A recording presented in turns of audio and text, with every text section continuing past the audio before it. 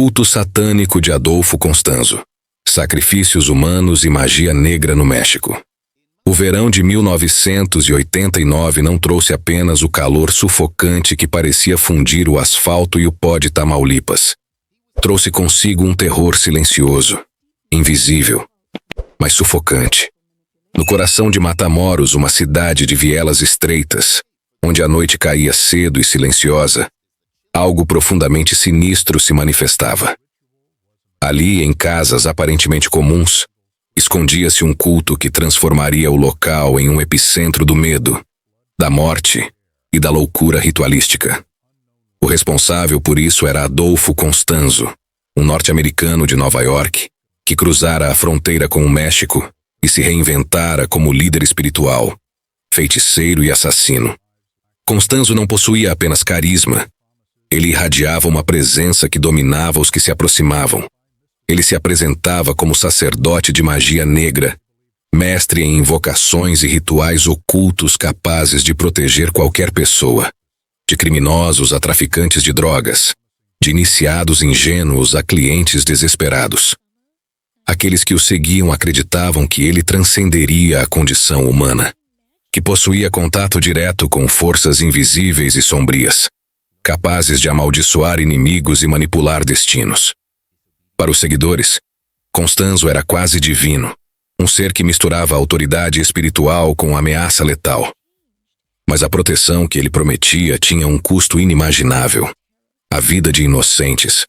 Cada ritual exigia sacrifícios humanos, e quanto maior a obediência e o terror gerado, mais poderoso se tornava seu domínio sobre a mente e a alma de seus discípulos. Constanzo utilizava o medo como ferramenta, cultivando uma aura de inevitabilidade.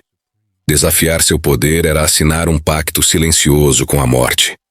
Ele manipulava os seguidores com promessas de riqueza, segurança e sucesso, enquanto os envolvia em rituais sangrentos e cerimônias macabras, ensinando-os que o sacrifício humano era um ato de devoção e transformação espiritual. Dentro das casas do culto, o ambiente era denso, sufocante, impregnado de velas negras, altares improvisados e símbolos que pareciam absorver a luz. O ar estava pesado, carregado de um odor metálico de sangue fresco e de resina queimada. Os iniciados eram instruídos a observar em silêncio, a sentir o medo e a submissão crescer dentro de si. Aqueles que hesitavam ou questionavam eram rapidamente punidos, transformando o culto em uma máquina de terror psicológico que mantinha todos em constante vigilância. O que diferenciava Constanzo de outros líderes de seitas era a combinação mortal de carisma, crueldade e conhecimento oculto. Ele não apenas ordenava mortes, ele as ritualizava. Cada ato de violência era acompanhado de invocações e cerimônias elaboradas, destinadas a reforçar a crença dos seguidores de que eles estavam lidando com forças sobrenaturais reais. Cada sacrifício era uma demonstração de poder, tanto para os iniciados quanto para os clientes que pagavam pelo protecionismo espiritual. No verão de 1989, Matamoros deixou de ser apenas uma cidade quente do México. Tornou-se palco de um horror calculado, conduzido por um homem que manipulava vidas e mentes, transformando a fé distorcida em um instrumento de morte. Adolfo Constanzo não apenas comandava um culto. Ele arquitetava um império de medo, onde sangue, rituais e pacto com o oculto se entrelaçavam em um ciclo de obediência cega, violência ritualística e terror psicológico absoluto. O culto de Adolfo Constanzo não era apenas um agrupamento de crentes. Era uma máquina de terror cuidadosamente arquitetada. Ele fundia satanismo clássico, com suas invocações e símbolos, a práticas ocultistas afro-caribenhas, carregadas de misticismo ancestral e rituais de sangue, criando uma atmosfera onde o medo e a devoção se misturavam de forma quase hipnótica. Cada ritual era uma encenação meticulosa. Velas negras tremeluzindo em altares cobertos de símbolos arcanos, cheiro metálico de sangue fresco permeando o ar, e cânticos entoados em línguas desconhecidas que ecoavam pelas paredes das casas do culto, como se fossem capazes de despertar forças invisíveis. Os seguidores eram um mosaico de almas vulneráveis. Jovens sedentos por poder, riqueza ou pertencimento. Pessoas que sentiam que suas vidas comuns careciam de significado e encontravam na promessa de Constanzo uma porta para o extraordinário.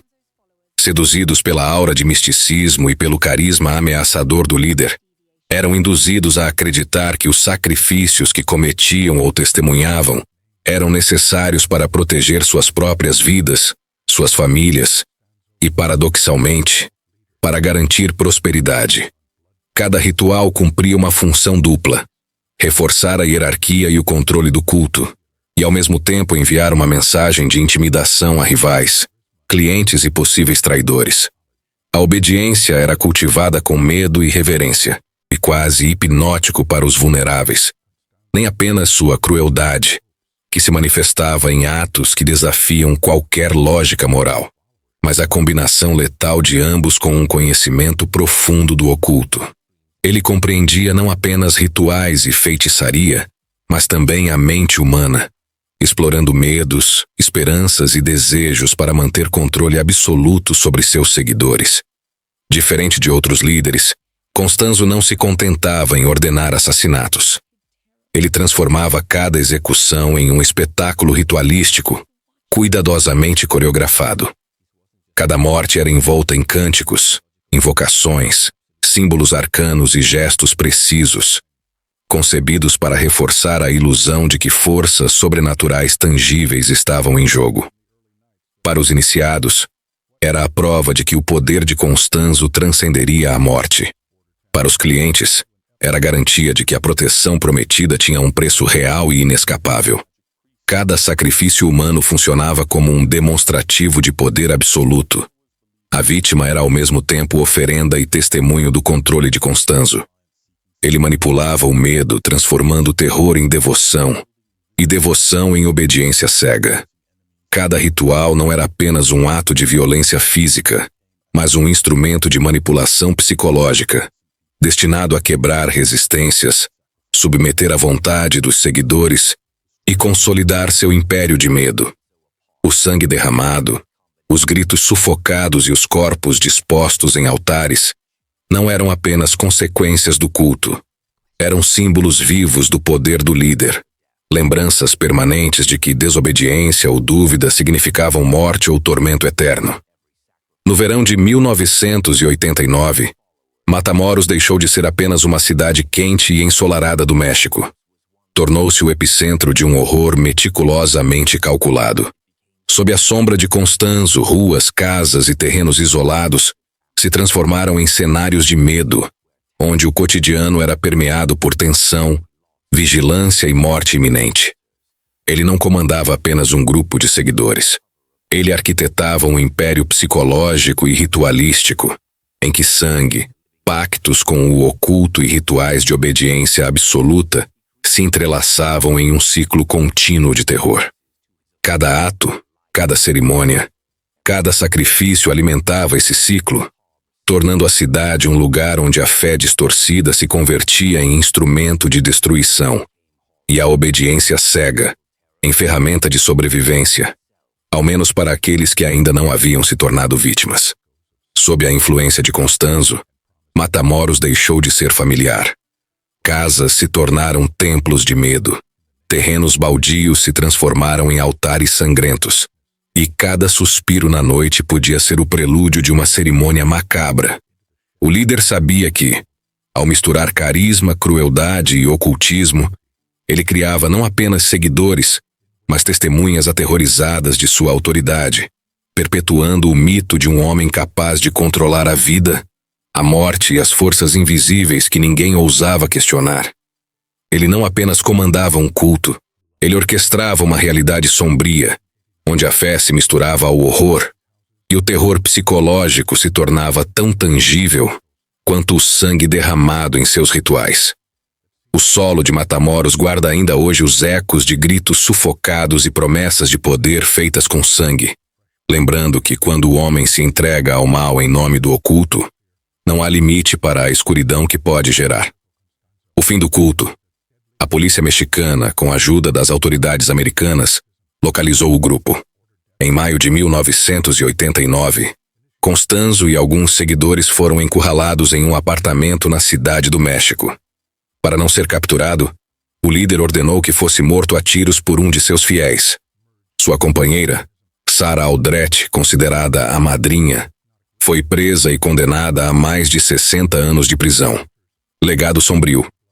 O caso chocou o mundo, revelando a ligação entre cartéis de drogas, ocultismo e sacrifícios humanos. Até hoje, o rancho em Matamoros é lembrado como um dos lugares mais macabros do México. E o nome de Constanzo permanece como sinônimo de terror e fanatismo. E assim, encerramos mais um mergulho profundo nas sombras do mundo real, onde o sobrenatural e a crueldade humana se entrelaçam de maneiras que poucos ousariam imaginar. Se você sentiu o arrepio subir pela espinha, se a escuridão desta história ainda ecoa em sua mente, saiba que você não está sozinho. No NewsWeb Doc, exploramos cada segredo, cada mistério e cada terror oculto, revelando o que muitos tentam esconder. Se você quer continuar desvendando os casos mais sinistros da história, clique em inscrever-se. Ative o sininho e faça parte da nossa comunidade que não teme olhar para o lado mais sombrio da humanidade. Queremos saber quem realmente teve coragem de acompanhar cada detalhe, cada ritual e cada pacto obscuro. Seus comentários alimentam nossas investigações e nos ajudam a trazer histórias ainda mais perturbadoras e reais para você. Não esqueça, o terror existe, está entre nós, e aqui você verá o que ninguém mais ousa mostrar. Até o próximo mergulho nas sombras, se você tiver coragem.